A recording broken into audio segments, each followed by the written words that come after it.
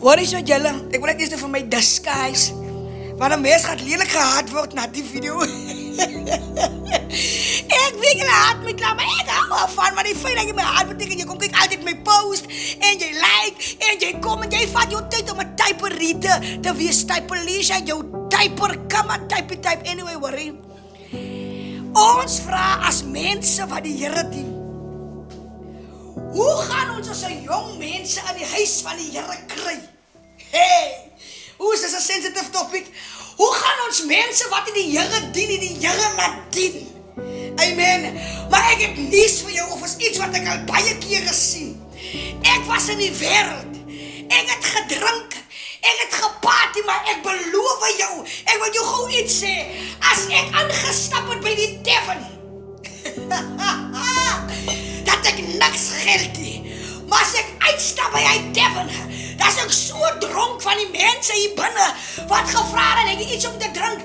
Wat drink jy? As jy alright, soek jy 'n love huis toe. Kan het jou huis toe vat? Jy so pak jy hoender vir jou familie vir vanavond. Ek sê vir jou, ek stamp oor my voete terwyl ek uitgaan, maar het ingegaan met niksie. Nou hier is die ding.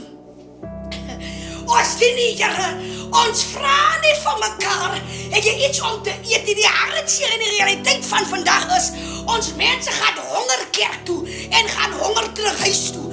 Die pastoor en sy familie eet blinkbek, terwyl jy sit en jou laastes gegee het, want jy moet gee. Daar binne die Bybel sê, jy moet gee, maar jy moet nie self tekort kom nie.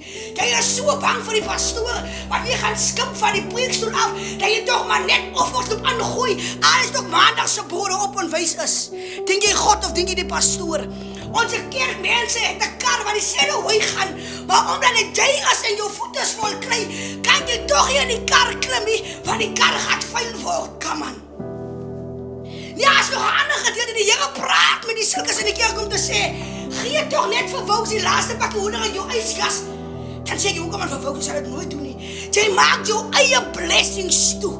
Jy blokkeer self jou deurbraak van God af, omdat jy nie obedient is binne jou storm van net een pakkie hoender het nie. Dit jy mag my haat, dat is alright. Baie jong mense kies die wêreld bo oor die kerk, omdat die wêreld laat hulle vriendelik en lekker voel vir 'n tyd. Alles lekker te 'n vinger lank. Op hy oomblik is dit die beste besluit, omdat die kerk hulle behandel asof hulle malaats is.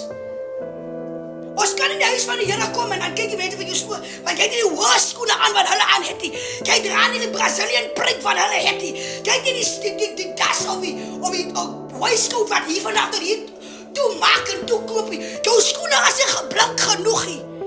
En jy word nie genooi na partytjies toe nie, maar jy het die geld nie. Net die wat tiendes gee, moet gaan na die partytjies toe, want daar sekere mense wat kan uitdaging met die pastoor. Jy is nog te melaats of te arm, want jy word in 'n kategorie gesit in die huis van die Here.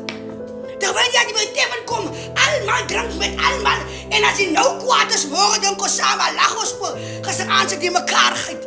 In huis van die Here bring jy vir mekaar kwaad vir jare, maar ons spreek, ons moet mekaar vergewe, die tyd is min. Kom ons begin kyk hoe ons harte teenoor mense is, want die tyd die buite is min. God speel is not a papaya, a chiki, a jokie, a woef, God nie. Hy is 'n God wat ons verredig bestaan en ons verredig bedoel, ons moet mekaar lief hê.